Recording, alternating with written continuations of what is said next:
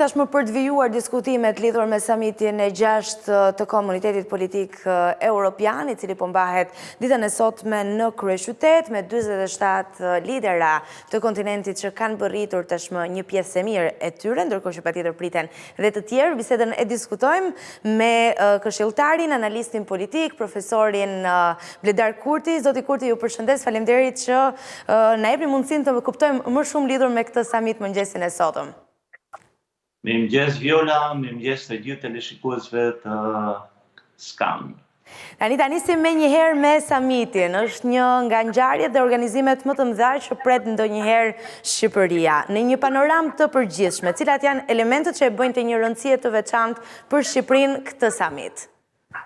Së pari Viola, duhet theksuar që të gjithë shqiptarët tashmë e kanë vënë re që në mënyrë të përvitshme Tirana mirëpret krerët e Evropës dhe madje edhe të botës. Dhe kjo është gjë për t'u krenuar pasi në Ballkanin Perëndimor, samitet evropiane dhe të këtij niveli në të shumtën e rasteve në mënyrë të përvitshme dhe disa herë edhe 2 herë në vit janë zhvilluar në Tiranë, duke bërë Tiranën, duke bërë Shqipërinë qendrën e Evropës dhe qendrën e vëmendjes ndërkombëtare, sepse aktualisht që ne flasim, në këtë mëngjes janë 47 krerë të kontinentit evropian. Pra këtu kemi presidenten Ursula von der Leyen, kemi presidentin e Këshillit të Evropës Antonio Costas, kemi Zelenskin, kemi Melonin, kemi të gjithë krerët të Evropës. Kjo është për t'u krenuar për Shqipërinë. Tashmë komuniteti politik evropian u krijua më 9 maj të vitit 2022, iniciuar nga presidenti francez Macron, marrë shkaz I nxitur nga urgjenca që pati pushtimi I Rusisë ndaj Ukrainës. Dhe kjo gjë tashmë u mblodh dhe nga viti 2022 deri në vitin 2025 deri më sot. Kjo është samiti I 6 I komunitetit politik evropian. Çfarë bën të rëndësishme është samiti I parë në një nga vendet e Ballkanit Perëndimor. Pra, dhe është pikërisht Shqipëria. Pikërisht është Shqipëria dhe po të shikojmë të gjithë samitet evropiane të këtij niveli, po t'i rendisim dhe t'i analizojmë me një sy të shpejtë, pjesa më e madhe, për mos të thënë të gjitha, janë bërë në Tiranë, janë zhvilluar në Shqipëri. Kjo është një sinjal jashtëzakonisht I mirë për të gjithë shqiptarët. Ky është një sinjal I mirë për avancimin e vendit dhe për evropianizimin e vendit, sepse pasohet 10 ne patëm në fund të vitit kaluar, u ndërtua dhe Këshilli u ngrit dhe tashmë është funksional edhe Kolegji I Evropës. Nga 3 kolegjet e Evropës, I vetmi që është jashtë vendeve të BE-s është pikërisht në Tiranë, e cila është drejtohet nga zonja Mogherini. Dhe kjo e bën këtë ditë të veçantë për Shqipërinë dhe I shtohet vlerave evropiane që ka vendi yt dhe rëndësisë evropiane që ka vendi yt. Mos harrojmë Viola që të gjitha mediat evropiane, të gjitha mediat botërore nga 200 shtete të botës që janë pothuajse 200 shtete që janë sot, të gjitha mediat e tyre sot janë me sytë dhe vëmendjen nga Tirana. Dhe në fakt, zoti Kurti, interesante është që Shqipëria po e shfrytëzon pjesëmarrjen e reporterëve nga gjitha këto 200 media në kryeqytet, edhe pse jo për të promovuar kulturën e vendit, sepse pam ato çantat, të cilat ishin bashkë me dhurata, kishte diçka për veshje tradicionale dhe me kostume popullore, me historinë e Shqipërisë, të trashëgimisë kulturore dhe madje ta theksojmë edhe një shishe pak nga konjaku shqiptar.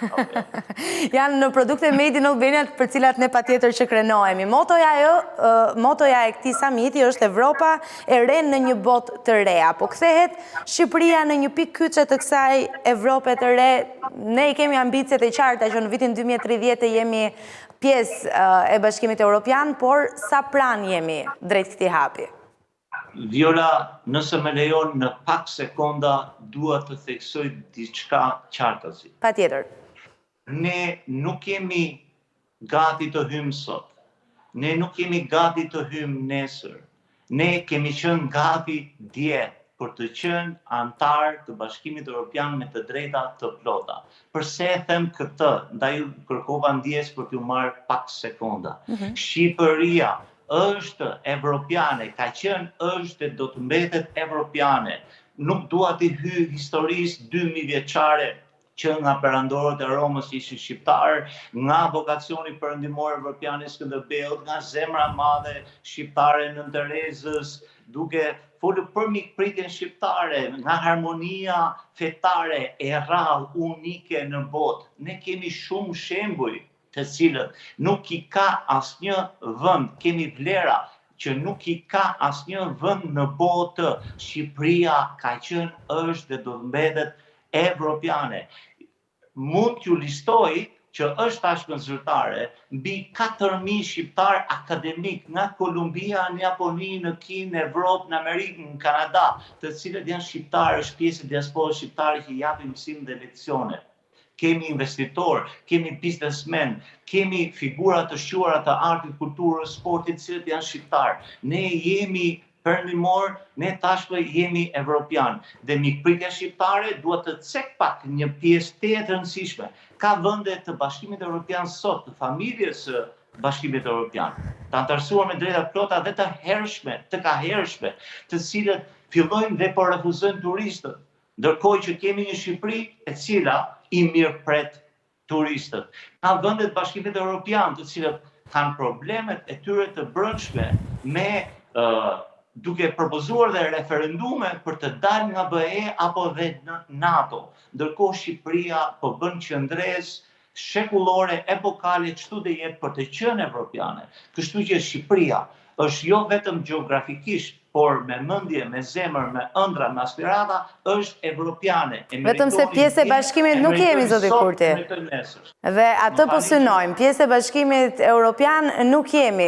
Pra, ideja është nëse Shqipëria është kaq europiane dhe besoj në këtë pikë bijem dakord të gjithë. Pse nuk jemi përtej përmbushjes së kapitujve? Pikërisht sepse ka patur një ndryshim të metodologjisë pranimit. Pra, nuk dua t'i hy tani se është ditë shumë e bukur për Shqipërinë, por metodologjia është njësoj si kur aplikimi, kur aplikon për një shkollë të lartë, apo për një punë, apo për një bursë caktuar, ndryshojnë rregullat e formatimit të aplikimit. Dhe kjo ne na penalizoi pasi në vitin 2012 ne morëm statusin e vendit kandidat për në BE. Dhe ishte një arritje shumë e madhe dhe kemi bërë përparime të përvitshme, pa i hyrë politikave shtetërore, pa i hyrë asgjëje. Shqipëria e ka dëshmuar tashmë që po bën progres dhe kjo pa i hyrë akademisë, pa i hyrë politikës, pa i hyrë detyrave të stërholluara të kapitujve dhe në kapitujve.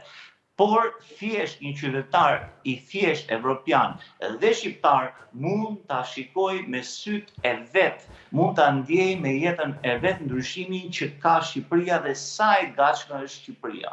Ne sot eksportojmë, ne sot mirëpresim bizneset tuaja, ne sot mirëpresim qytetarë evropianë cilët jetojnë në Durrës, në Tiranë, në Vlorë dhe janë të mbushura plot rrugët tona dhe banesat tona. Në çdo pallat ka italian, ka hollandez, ka gjerman, ka nga të gjithë vendet e BE-s. Nëse flasim për evropianizimin, ku ka evropianizim më të mirë, më të dalluar se sa ky, kur vendet në shtetasit evropian vinë dhe jetojnë dhe investojnë dhe punojnë dhe dalin dhe në pension madje në Shqipëri. Ndërkohë, një tjetër takim i rëndësishëm do t'jetë ai mes kryeministrit Rama dhe sekretarit të NATO-s. Cilat besoni që do t'jenë pikat kryesore, ku duhet të ndalet ky takim? Së pari, çështja e NATO-s është çështje tashmë ka vëmendje ndërkombëtare, ka vëmendje të rëndësishme, sidomos nga shteti përtej Atlantikut që është Shtetet e Bashkuara të Amerikës. Dhe NATO ka një rëndësi të veçantë në këto momente, siç ka patur në 2-3 vitet e fundit për shkak të konfliktit Rusi-Ukrainë. Dhe kemi një direktiv presion pozitiv e theksoj, është presion pozitiv nga Shtetet e Bashkuara të Amerikës, për mendimin tim të drejtë, për t'ju përmbajtur angazhimeve të gjithë vendeve për të kontribuar financiarisht, siç kanë bërë zotimin për 2% të produktit të brendshëm bruto në kontribut të NATO-s, sepse çështja e sigurisë evropiane dhe botërore sot është e një rëndësie të veçantë dhe imediate, për shkak se është një konflikt i cili ka tashmë 3 vite që vazhdon dhe deri para pak kohësh nuk ishte as tentativa për ta shuar atë, sepse ishte thjesht diçka që vazhdonte dhe çdo sekond, çdo minutë kishte jetë të humbura. Kësaj, NATO ka vëmendje të veçantë sot, sikurse do ketë nesër edhe pas nesër, për shkak të këtij konflikti vdekatar që po ndodh në Ukrainë. Ndaj, takimi i kryeministit shqiptar me sekretarin përgjithshëm të NATO-s, sigurisht që është në vazhdën e sigurisë, sepse edhe samiti i sotëm i Komitetit Politik Evropian ka të bëjë me sigurinë dhe diskutohet thellësisht mbi sigurinë e Evropës.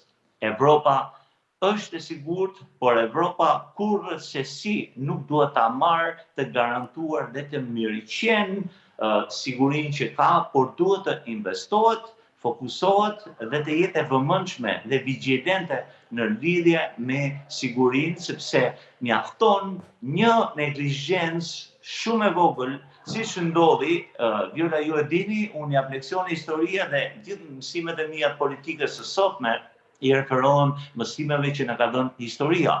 Dhe në qershorin 1914, një neglizhencë e vogël në Sarajevo të Bosnjë-Hercegovinës ndodhi lufta e madhe, lufta e parë botërore. Në një vend që nuk e dinte njëri në hartë se nga binte, nuk mendonte askush do ndodhte, mungesë vigjilence, mungesë interesimi, e marrë e mirëqen paqja në botë, filloi nisi lufta e parë botërore. Me këtë nuk i referohen luftës së tretë botërore që mund të spekulohet, kurrësesi.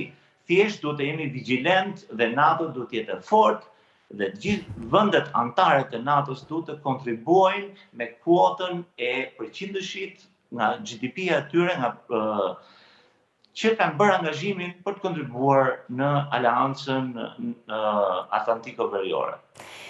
Zoti Kurti, doja t'ju bëja edhe një pyetje lidhur me, po themi, aleatët më të fortë të Shqipërisë në këto momente në kontinent. Cilët janë ata? Pra me cilët, po themi, kemi marrëdhëniet më të mira në të gjithë kontinentin, edhe pse këtu do t'jenë thuajse përfaqësues nga çdo vend i Europës. Për hir të vërtetës, dhe këtë them me sigurinë më të plotë, Shqipëria nuk ka patur kurrë më parë marrëdhënie kontinentale kaq të mira siç i ka sot. Nuk mund të veçojmë dot. Asnjërin prej tyre pasi teksa ju po bëni pyetjet, thjesht po skanoja në memorien time të gjitha eventet dhe marrëdhëniet diplomatike apo ekonomike me shtetet e tjera evropiane dhe nuk më rezulton me asnjërin prej tyre me të cilën ne nuk kemi marrëdhënie të mira dhe të ngushta dhe produktive. Me Italinë, marrëdhënia është shkëlqyer, madje ka një marrëdhënie shkëlqyer midis dy kryeministrave dhe tashmë është bërë edhe legjend kjo marrëdhënie ka qenë mirë. Me Francën, Macron ka ardhur disa herë në Shqipëri, ku ka ardhur më parë një president francez, kemi dhe sot në Tiranë, me Gjermaninë gjithashtu, me Britaninë, me Greqinë, me Hollandën. Holanda ka investime të rëndësishme në Shqipëri. Austria ka investime të rëndësishme në Shqipëri. Turqia ka investime të rëndësishme në Shqipëri. Pra, fal këtij, le të themi, këtij momenti historik që është Shqipëria, është një vlerë e shtuar në raport me marrëdhëniet e ngushta dhe përfituese dhe të frytshme me të gjitha vendet e kontinentit. Dhe ilustrohet edhe një herë që Shqipëria është një vend i vogël, por liberator dhe evropian, sepse nuk kemi konflikte as diplomatike, as ekonomike mas një vend të Evropës. Dhe pikërisht për këtë arsye, është një vlerë të rëndësishme dhe e shtuar për rëndësinë dhe nevojën që ka Evropa për Shqipërinë. Ndryshe nga shtuhet brenda territorit shqiptar që ne kemi nevojë për Evropën, unë po e them ndryshe.